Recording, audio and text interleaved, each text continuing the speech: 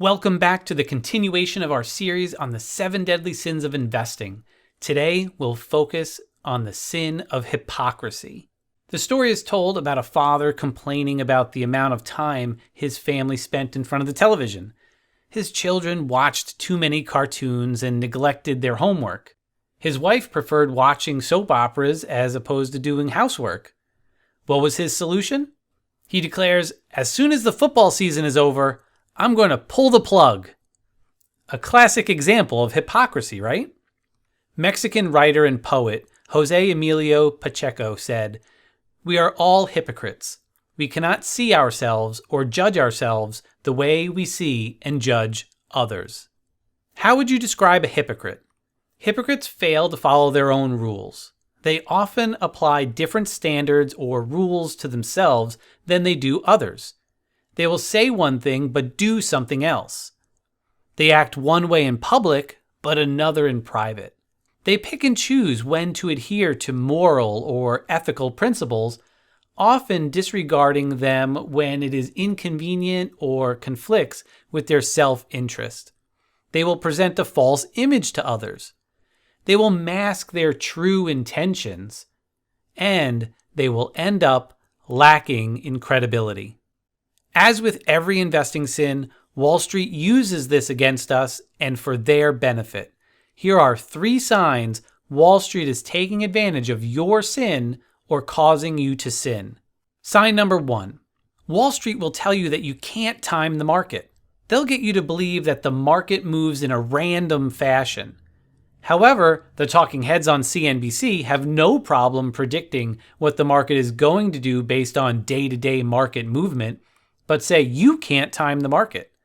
The truth is that no one can predict the market, but you can time the market, and we'll discuss that more later on.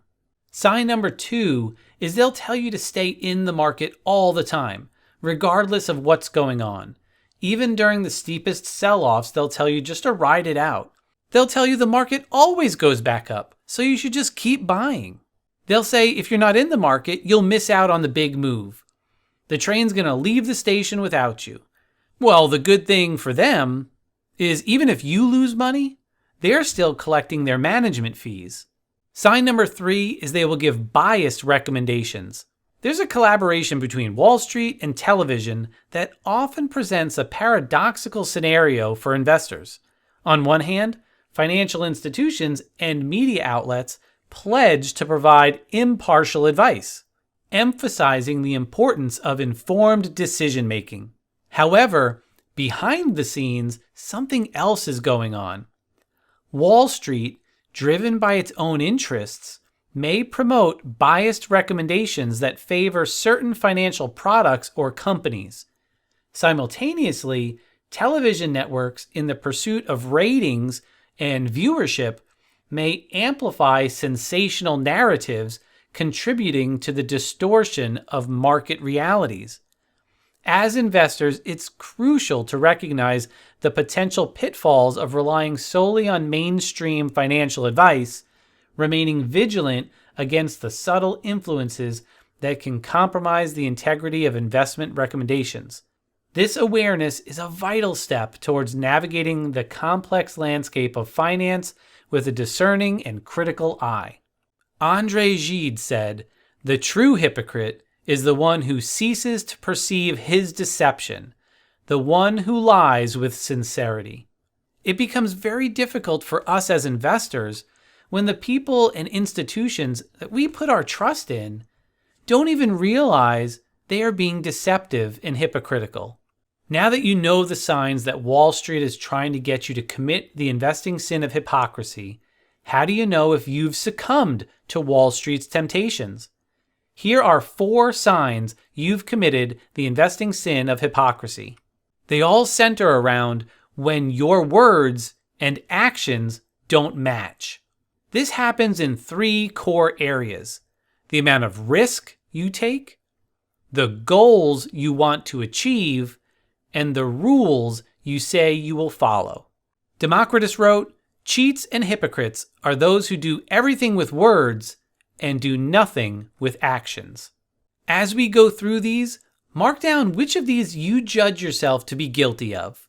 You've committed the sin of hypocrisy if you say you'd only tolerate losing 5 to 10%, but you allow your portfolio to drop 30 to 40%. If you say you don't want to take a lot of risk, but you buy speculative stocks.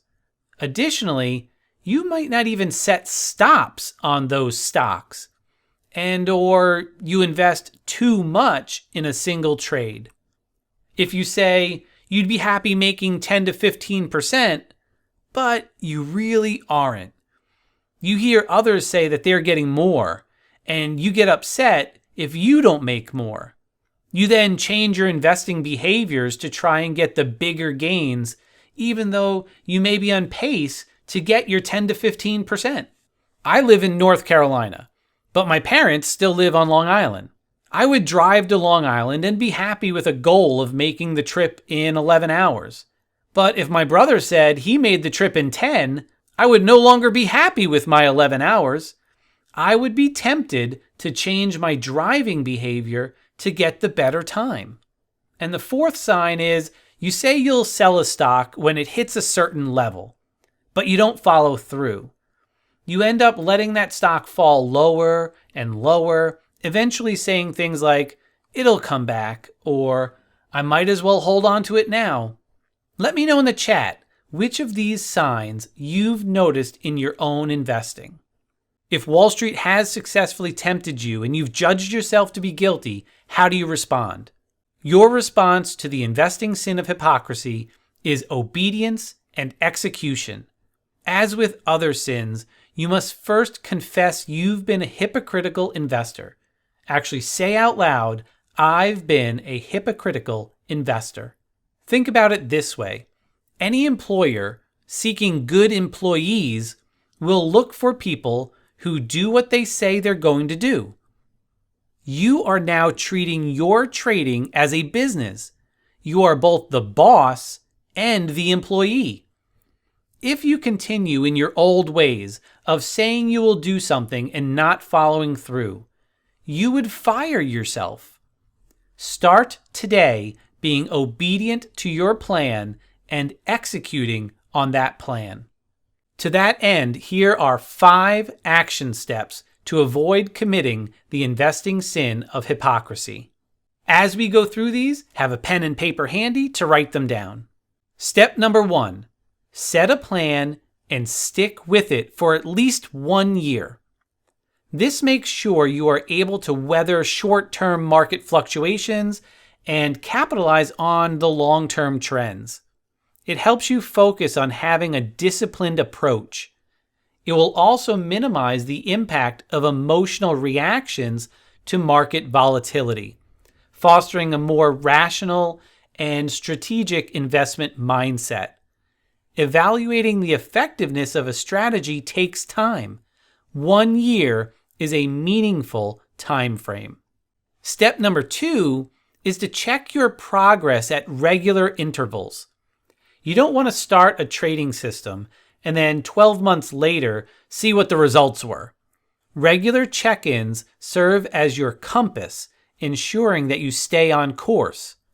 Much like a pregnant woman who diligently attends prenatal appointments to monitor the health and development of her unborn child, you should establish a routine of consistent assessments to track the progress of your portfolio.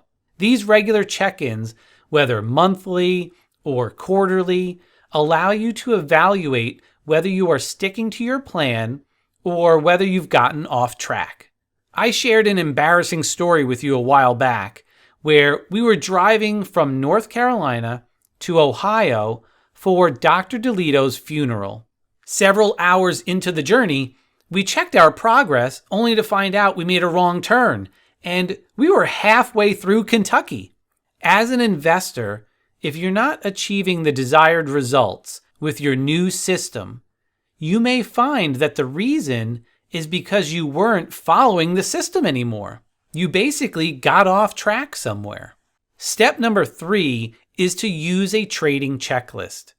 The trading checklist should have clearly defined rules of when to buy, what to buy, and when to sell. Following a checklist for each trade will ensure you are following all the rules. You will still be tempted to be a hypocrite and break your rules, but that will be harder for you if you have a printed checklist that you follow.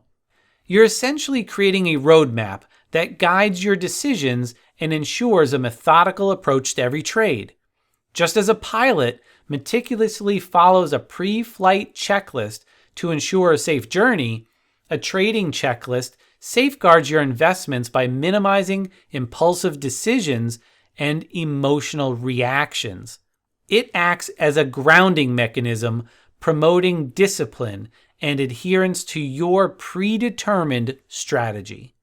Step number 4 is to set hard stops with your broker. Not just to use stop prices, but to enter those in advance with your broker. This will ensure that the stocks get sold when your predetermined rules are met and help eliminate an emotional response. This isn't just about avoiding losses. It's about sidestepping the emotional roller coaster that often accompanies market fluctuations. Without hard stops, the temptation to give your trade one more day can be overpowering, potentially leading to hasty decisions based on emotions rather than strategy. By setting hard stops, you empower yourself to stick to your plan with discipline and eliminate the impulse to deviate when market conditions sway. It's a proactive step that ensures your financial decisions remain rooted in strategy, safeguarding your investments against the sin of hypocrisy. Step number 5 is to follow the market's trend. We call this riding the wave. You should only buy stocks when the market is rising. You should never buy stocks when the market is falling. Just as important, as part of your system, you need to have rules in place that tell you the market's trend and tell you when it is safe to enter the market. Well, how can VectorVest help defend you against Wall Street and the investing sin of hypocrisy? VectorVest has been around since 1988, helping individual investors become successful. And here's just a few ways VectorVest can help you. As we've discussed many times throughout this series, we offer training courses on different investing techniques. The first one you should go through is our Successful Investing Quick Start course, followed by the full Successful Investing course. In just 90 minutes, the Quick Start course teaches a prudent investing system and lays out basic rules of when to buy, what to buy, and when to sell. The full Successful Investor course goes in depth into each topic taught in the Quick Start course. Plus, there's a great buying checklist included in that course to help keep you on track. In Module 1, we also include a spreadsheet and training to help you check your progress each month throughout the year. In Module 6, we have training to help you enter the orders correctly with your broker. To help you set your stop price, VectorVest calculates a stop price for each stock every day. In our prudent, successful investing portfolio, this is our initial line in the sand. This is what we enter with our broker as a hard stop. The full Successful Investor course goes into more detail on how to use stop prices to lock in profits as well, and what to do with your hard stop and where to move it throughout the trade. One of the ways we discussed to eliminate succumbing to hypocrisy is by riding the wave and only buying when the market is rising. The timing gauge and color guard will give you this information. The Successful Investor training courses teach you what to look for in the color guard to know when it is safe to buy your stocks. Finally, VectorVest provides weekly coaching and online communities. These groups not only keep you informed and motivated, but help you hold yourself accountable to the trading plan. These communities are full of investors who will help encourage and motivate you throughout your journey. As always, I'd like to finish with some wise words. Luke 16:10 says, One who is faithful in a very little is also faithful in much, and one who is dishonest in a very little is also dishonest in much. If we take this from the lens of investing, if you are faithful to the littlest things in your trading plan, you'll be faithful to the entire system. But if you're willing to break the littlest of rules, then you'll be willing to break them all. Be faithful to the system. And with that, I'll wrap up by saying, don't fight Wall Street alone. Let's do it together and come out victorious. Thank you for watching.